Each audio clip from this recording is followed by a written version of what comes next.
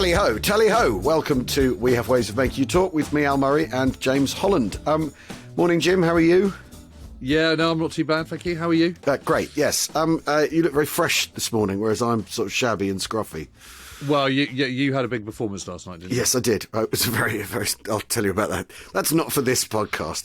We are joined today by a special guest who has a fascinating story to tell. So, Jim, take us to our guest, please. Well, we've got a very special guest, an unusual one. We've got motor racing guru, journalist, former Top Gear presenter, Tiff Needell. But he's got fantastic aviation heritage, it has to be said. Yes, a little secret in my background, yeah, that I think anybody knows about, really, that, my great-uncle was Sir Richard Fairey. So I've got very much links with, sinking the Bismarck and breaking the world speed record with my Fairey heritage, which very few people know about. I wanted to do a documentary about it, to bring Fairey to the foreground. How have you... I mean, were I the great-nephew of Sir Richard Fairey, everyone would have known this a long time ago. I mean, that's not the kind of light I'd hide under a bushel. How come you've contained this? Well, I only wanted to be a racing driver, and I dedicated my entire life to crawling up the ladder to sort of Grand Prix grid in 1980 and then race at Le Mans. I was obsessed with four wheels, I just had this background that was always there. And as you get older, and then you find out that Sir Richard Fairey's home is now about 10 miles from where I live, which is sort of accidentally this great Bossington house. And then you sort of meet the granddaughter who lives there still. And I sort of, began to go back and think much more about my Fairey heritage. I'm as big, I'm a Spitfire, read every Spitfire book, and, kids born in the early 50s, we grew up on war comics and, those wonderful little small 1 shilling books. But it's sort of a funny life when you grew up in the 50s and 60s, so reading about all these things. So I've always loved the Spitfire pilot. I always think racing drivers all would have been Spitfire pilots. And I've read when I was at school, I don't know whether you know, a really old book, it was Tiger Squadron by Ira Taffy Jones. It's wonderful, because he flew in both the First World War and the Second World War. This is one of the earliest sort of pilot books I read. Because he's got diaries of the First World War, which there aren't many pilots that wrote them. And it was a fascinating insight into, especially the First World War, when, no parachutes and stuff. And then I read some novel by some very young journalist. It was called Burning Blue. I don't know what it was, but it was quite a good book, actually, about a Spitfire. James's. Well, about your earliest book, was it, James? Well, it wasn't actually, strictly speaking, my first novel. Because in a former life, and I keep this very, very quiet, I wrote 2 chick-lit novels, which were truly dreadful. But I've realised that my future didn't lie in writing chick-lit. So then I'd had this Damascene moment of seeing the Spitfire, and I suddenly thought, that's the answer. I need to write a novel with her. But I'm very flattered that you've read it, Tiff. You must be one of about 15 people that has. This would be a very different podcast if you were a chick-lit author still, Jim. I mean, what will we be talking about now? The plot twist with the waiter. Anyway, sorry. I was just looking at my little row of Spitfire books. I was quite surprised when I found it, because I was about to talk to you about, reading Wellham's and Hillary's and all those other famous, but there it was, sitting there, Burning Blue. But also, I always think growing up in the 50s and yes, you've got the legacy of the First World War and Cecil Lewis and Biggles and all the rest of it, and Spitfire pilots from the Second World War. But also you've got this extraordinary period where on the ground Britain is looking a little bit drab, but in the air you've got these incredible streaks of silver and impossible shaped aircraft sort of hurtling across the sky at sort of astonishing speeds. And of course, the fastest of them all is the Fairey Delta II, which must be a rival for one of the most beautiful aircraft ever produced. I mean, it's a thing of wonder, and it's what breaks Fairey as well. I mean, every time I think about it, it makes me want to weep and rage with frustration at the same time. When he passed away, the year they took that record, it was very sad that he died that same year as they set that new record at 1,132 miles an hour. It was amazing that Britain held the air. So whenever he talks about that American bloke Chuck someone who broke the sound barrier for the first time, but Chuck Yeager. But nobody seems to talk so much about this great British the designer, inventor. I mean, it was amazing. I mean, he was virtually going bust at that time because he wasn't popular with the government. He was very much a maverick. You know, he made Fairey gyrodynes. What was that thing? There was a helicopter, the vertical takeoff thing with rockets on the end. I mean, if you see it on the YouTube channels, the noise of the thing was a frightening thing. But he never got money up front for the government. He sort of didn't work well with them at all. And he actually owned about a third of Heathrow Airport before the Second World War, and it was taken off him by the government, compulsory purchase. And they didn't pay him. I think they eventually paid the company after he died. So he was so financially, he was almost bust when he died because he didn't have the support of the government people. But Tiff, he constantly had trouble, didn't he? Because even when he was doing the Fairey Delta 2, they said, "Oh no, you can't test it over here because it's too noisy." So he then went to southern France. I'm sort of slightly riffing here, but because it's a long time ago that I looked into this. But he went to southern France and kind of used the Dassault kind of facilities. And of course, the Mirage came out not long after, looking it's all dissimilar to the Fairey Delta 2. It was one of the greatest fast jets of the modern era. Yeah. I mean, so Concorde wings, the Delta shape was, follows on from all of that design future stuff. But it was really... And the nose, of course. It was probably the Fairey Swordfish is the sort of the soft spot for me in the Fairey story. The fact that it crippled the Bismarck. I mean, I always think my family, crippled the Bismarck. And sunk the Italian fleet at Taranto. Yeah. I mean, to sit in those, string bags, they were called, to get off the deck of a aircraft carrier in those days, for starters, foul weather, taking off, and then flying into a hail of bullets with your torpedoes slung underneath them. They're tremendously heroic, pilots of those, which don't have the glory of a Spitfire pilot. They're an anomaly, aren't they, in a way, because they're a biplane in an era where biplanes have sort of been kicked into touch a little bit, and yet they still do play this incredible role. I mean, on two really, really significant actions, both the Bismarck and the attack on the Italian fleet at Taranto in November 1940. But they're laying mines in Tripoli harbour from Malta and Benghazi and so on. So they're playing a really, really important part, despite the fact that they look as though they're from a completely different earlier era. I mean, have you ever seen? You must have seen one fly. Well, yes, I've been down to the museum and seen them fly as well. Because in my research for trying to sort of get a documentary going, I've spoken to the Fleet Aero Museum, and they've given me the idea that I could go in the cockpit and fly and open my history of Fairey. I'd be too scared to talk. I'd probably be shivering with fear. But yeah, you see. Come on, if you've done Le Mans, you can get a spring badge, surely. It's on the ground. They made me do an aerobatic display once. It just scared me constantly. On board one of those modern day doing stall turns and reverse inside loops, and that's the thing. I'm glad I did that. Because that insight to those Spitfire pilots, which I love so much, and the cold they were in. Went up at 30,000 feet, freezing cold and sweat and amazing physical endurance. Wasn't just shooting people. It was the physical side of those fighter pilots in the Second World War that often gets forgotten. It's funny enough because in a way also my interest in Spitfires, because Goodwood Revival meeting, of course, which I've done I've done all 25 years now, raced in every one, and of course that brought the Spitfire. Ray Hanno, I was there when he drove down the start-finish straight, below the top of the pits. So we suddenly, every time at Goodwood, I'm sitting there having a cup of coffee with the Spitfires lined up alongside, and the actors acting out, being the Spitfire pilots sitting on the grass and playing, and it just brings it all back every year.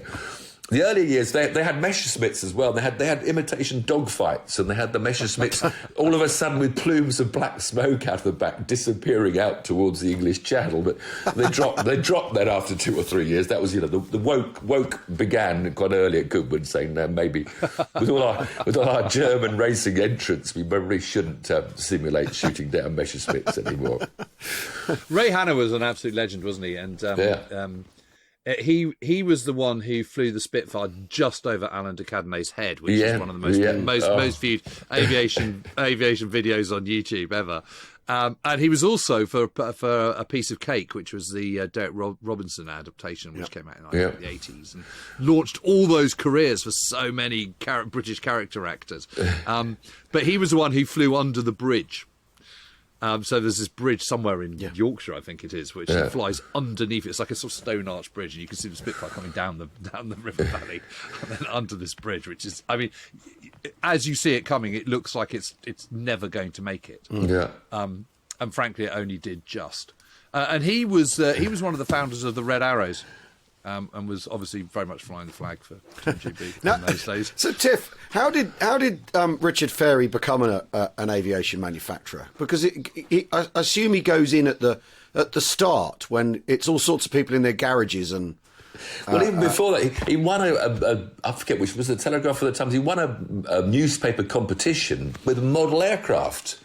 He was about 50 or 60 or 70, quite young. And he won £100. So when would this have been? This is, 1912, I think, back then. I haven't done all my names and numbers. But yeah, about 1910, 1912. So he was always an aircraft enthusiast. And he said he built this model aircraft, which won a flying competition in one of the daily papers and won £100, which is probably about £100,000 now. And so he invested it and started to build aircraft. And he built a lot of First World aircraft on licence to one of the... I think he built Sopwith Camels under licence. So he became a manufacturer, and then built and started building his own aircraft. So it was quite a story, from a little model aircraft flying off a hill to... And where was he operating from? Well, Hendon was his main base. He built which then he got the Heathrow Airport land when his airport was there. So he was basically south West London all the time. And did he have a bit of money? I mean, I don't think so. No, there was no real family money, and none came my way afterwards either, unfortunately. Because, of course, not after the Fairey Delta too. Yeah, my grandmother was, Sir Richard's sister, and no money ever went to women. He was he was a very me man. He didn't suffer any of his family gladly at all, I don't think. He was quite a hard man to work for and live with. But, he also he lived this amazing sort of life of the 50s, with the amazing J-class yachts at Cowes, huge. He loved his sailing and fly fishing. So he was the country gentry, this amazing house, Bossington House, down on the River Test with the famous, trout fishing. So, yes. And he lived a life, with all royals, and it was quite... I mean, he was 6'6" tall, big man as well, so he was a huge character. But they was all self-made and sort of self-bankrupt, I think, towards the end. I mean, the whole of West London is the sort of Hayes and all that area was the aircraft manufacturing sort of complex, wasn't it? In the run up to the war, and then during the war, and then after it. It's the modernity in Hayes and places like Hayes and Ruislip and Northolt. It is a signature of it was a signature of the place. I mean, Hayes is now just somewhere that services Heathrow Airport, as far as I can tell. It's full of sort of catering companies doing horrible sandwiches. The thing is with these companies is they all do tend to have this sort of heroic central figure propelling them. You look at the de Havillands, Roy Chadwick at Avro, all these extraordinary people, or AV Row, and all these people pushing these manufacturing houses along, and these sort of tyro, and like you say, men who then live a life sailing yachts, and they always seem to always be on the verge of bankruptcy as well. Because obviously there are other names that are involved with motor race. Because Sopwith, Tommy Sopwith raced cars, and raced powerboats. My dad was very much involved in boating. That was his sport. Right. So we actually designed a boat for Tommy Sopwith, and I passengered him a little test trial. I went out in the English Channel in his race car. He lived to about sort of 120, didn't he? I mean, the Sopwiths, and then the Verdon Rows, Bobby Verdon Row I raced with. So again, quite a few of those aeronautical pioneers, their sons sort of merged into motorsport. So we had Bobby Verdon Row and Tommy Sopwith. And as you say, they were also pioneering characters. And great days when they could do that. A single person could create a company.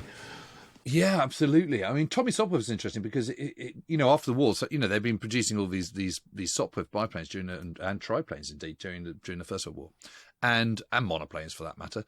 And then of course suddenly the First World War was over and there's no more need for aircraft, and so they put the company into liquidation, start up again as Hawker. And they name it after one of the pilots who I think was one of their test pilots and who later was killed over the Western Front, I think, called Hawker, and that's why they name it. Well, because Peter Twiss as well, who did the world speed record, he came into powerboat racing, so I met Peter Twiss. Because my dad was he wrote the rule book for the first Cowes Torquay powerboat race. So he was the race organiser. In fact, most of his life he wasted his bankruptcy because it was all unpaid. But he loved doing his running powerboat races all over Europe and across into America occasionally. So he was very much a powerboat racing man. But his first love, because he actually grew up at another war story. He grew up in Weybridge. He went to Weybridge to work for the Fairmile motor launch people. So they were built near Weybridge, and he obviously had a reserved occupation, wasn't it? He was the home guard, classic home guard. He guarded Weybridge post office. And I think after about 1 year, they gave him 1 bullet for his rifle in his second year of guarding. But I've always got it in for Clarkson, because Clarkson did that amazing documentary on the Saint-Nazaire raid. Yeah. And, of course, it was the Fairmile motor launches that all caught fire and burnt, and he took the mickey out of them a bit, I thought. He said, the stupid Fairmile motor cruisers, motor launches all caught fire and sank. Because that was supposed to be their taxi home from the raid, was the Fairmile motor launches. But they all sank.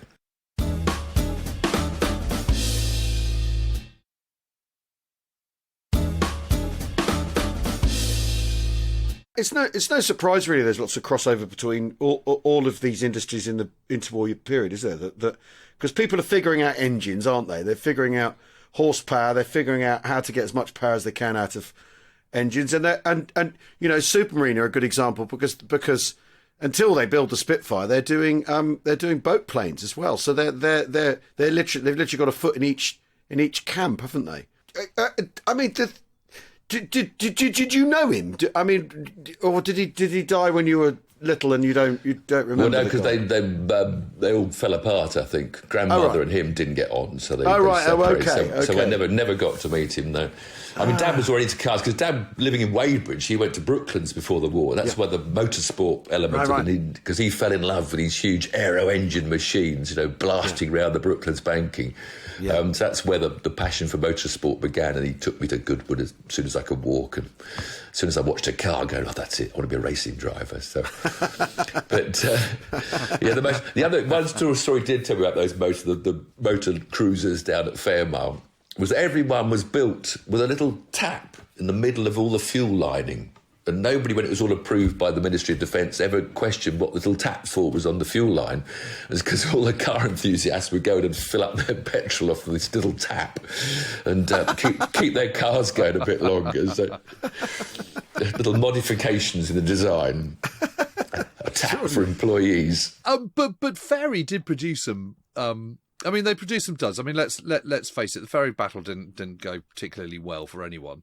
But they also produced some fantastic planes. I mean, Fairey Firefly and obviously the Fulmar and the Albacore and the Barracuda and the Gannet. I mean, Gannet's an absolute classic, isn't it? Yeah, they were sort of workhorse planes. A lot of them weren't they? They weren't the sort of stars. They seemed to be more backup. But I mean, the backup, was that the one with the folding wings? What was that? Was the Fairey? Was that for the aircraft carriers? Yes, I think the Gannet. Was that the Gannet, wasn't it? Yeah, the Gannet could do that. Yeah, the Gannet sort of folds up like it looks like an origami thing. Yeah. When it's sort of. But I just love some of these. I just love that Rotodyne. That's the thing that's just caught my imagination. Yeah. This thing with rockets on the end of his helicopter. It was a vertical takeoff, commuter helicopter with about 30-seater, I think, wasn't it? This was in the 50s or something. But I think it was the noise that killed it, because it had these rockets on the end of the helicopter blades to get it going. To get it started, it had to go... But yes, innovation. I've always had a massive spot for the Firefly, and actually, John Romaine, who's up at Duxford, has the classic restoration company. He's aircraft restoration company. He has got one because he found it in Sweden. Right. And it's literally completely intact. I mean, obviously it needs an overhaul, but I mean, it might, for all I know, it might be up and running this summer. But it was, when I saw it, it was in fantastic nick. Wow. It's big, it's a single engine fighter plane. Well, it's a sort of coastal command strike fighter, isn't it? But it's big. It's sort of Hawker Tempest big. I've never even researched where the Fairey name comes from. It's obviously quite an unusual name. I've never bothered to go that far back and say, well, who was his dad? I don't know his parents at all. I know he didn't have any money when he grew up, but It'd be interesting to do a bit more research. Time for research. I love research, but it takes so much time to really go into depth in things. But because my dad was Anthony Fairey Needell, so he had the name as his middle name. But right. Probably a good job I didn't inherit it, because in the 60s, having that as your middle name might have not gone down well at school, would it really? I'd have been... Anyway, talk about me, a racing driver with aeroplanes. You know, how come a pub landlord's such a war historian lover? Where did you get into this part of life? The 70s and Action Man and Airfix, and my father was in the TA as a paratrooper, so I used to go. I have very early memories of going and watching him jump out of a balloon, which was all incredibly glamorous.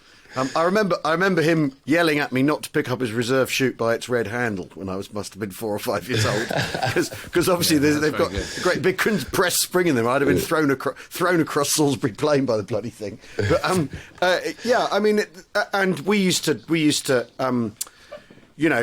go to Normandy on holiday and go and look at the. I remember going to Arromanches when I was 7 or 8 or something, and looking at the mulberry, and in fact being in a restaurant in the summer of it would have been 1975 or something, 77. I can't remember, and it was full of Canadians who were reminiscing, who were obviously in their 60s. You know, like, because it was only 30 years since D-Day, or in their 50s even, so kind of my age, all going, oh, you remember Chuck, you know, when we came up on the son of a bitch, really? You know, absolutely extraordinary. So I was, you know, thoroughly brainwashed by my father, really, and also, I mean, I just sort of think, as a topic. Why wouldn't you be interested in the Second World War? It's extraordinary. It's got everything in it, you know. And you can come at it from a technological point of view, or from a family point of view, or the politics is interesting. You know, you don't need. I have to say this to people: you don't need to go near any battles. You don't have to. If you're not interested in that, you don't have to do that. There's loads of everything else. Yeah, well, those cemeteries are just amazing. They just bring a lump to my throat every time. You know, they're so well kept, and they just almost bring a tear. You know, I'm terrible with the tears. I mean, the last post. I'm welling up every time. I can't listen to that last post. You know, with the football, you know, I'm a Southampton football season ticket holders. You know, we go down there, and when there's just that haunting trumpeter on his own playing that last post, just always wells me up. I mean, and it gives you that minute or 2 minutes just to think of those, you know, 16-year-olds coming out of trenches and just getting mown down. And the other thing about the Spitfire pilots, they were so young. You know, these were either sort of working-class sergeants that had joined, you know, with a dream of flying, or sort of posh kids from Eton or just finished Cambridge University. You know, imagine a university graduate now being told, right, in the Spitfire, boy, up you go and get shot down. Well, certainly, when I consider how feckless I was when I was 19, 20 years old, I mean, that's always the. What would I have done? What have I been like? I mean, the interesting thing though is I think a lot of those Spitfire pilots are pretty feckless too. I mean, they pretty much acted their age. I mean, they were getting absolutely tanked every single night. Then having to sort of wake up, you know, gasp of oxygen. Good to go, and then sort of climbing up to 25,000 feet to, you know, tackle Jerry. I mean, it's I got some letters from my dad. I was just reading through a box just recently. One of these ones that have been censored, you know, been read by, and it was a Spitfire pilot, and he was talking about they were at Donington for the 1938 Grand Prix together. So they were big mates, big car mates. And it was this Peter Robinson, you know, flight lieutenant, and so I looked him up on the internet and found he sadly died in a collision with a Flying Fortress in about 1944. But went down to my tiny little village hall where I live, Lockley, with the war memorial, and there's only 20 names on it, was Flight Lieutenant Peter, whatever his name was. Gosh. And it was so spooky that in my tiny village lived, you know, the man that was a friend of my father's that was a Spitfire pilot during the Second World War. I've tried to find any local pictures. I've got this letter. I'd almost like to give it to, you know, one of his relatives, but sadly there doesn't seem to be anybody that knows that family here. But it's funny how, you know, so many things suddenly sort of come up around you that you hadn't expected in life. No, absolutely. I think all the Fairey archives are obviously it got gobbled up, gobbled up and forcibly closed down. 1958, I think it was, or 57. It was Duncan Sands and the notorious white paper. And Duncan Sands had been he'd been an artillery anti-aircraft man in the Second World War and was very firmly on the ground rather than in the air. Yeah.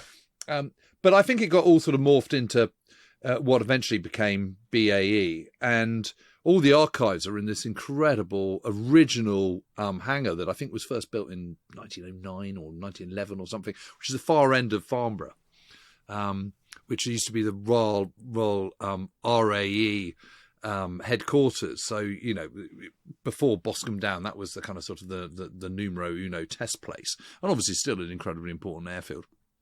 But anyway, they've got this black hangar at the far end of Farnborough, and in there is now all the archives of BAE, which include, you know, de Havilland, Fairey, Hawker, you know, pretty much the whole works.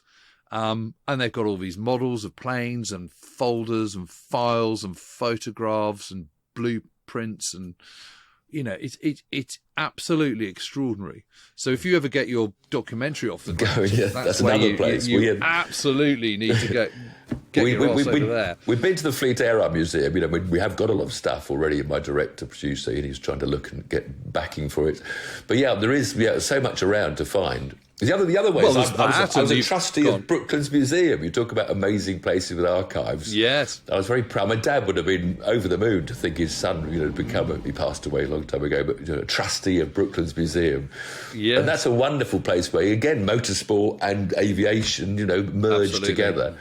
And, well, you've got Barnes Wallis's office there, and it's got his desk and everything else. If people haven't been to the Brooklands Museum, it's worth 2 days almost to go around there. I mean, at least 2. It's just an amazing place to wander around with all that provenance, and there's just histories hanging in the air wherever you look and go. Because, you know, it was the first flight. One of the first British flight it's a bit dubious as to whether he actually flew or not. Was that A.V. Rowe that sort of took off for about 10 feet and landed again at Brooklands, I think? You may be right. I mean, and it's interesting because Barnes Wallis' daughter married one of the Rows. Ah, really?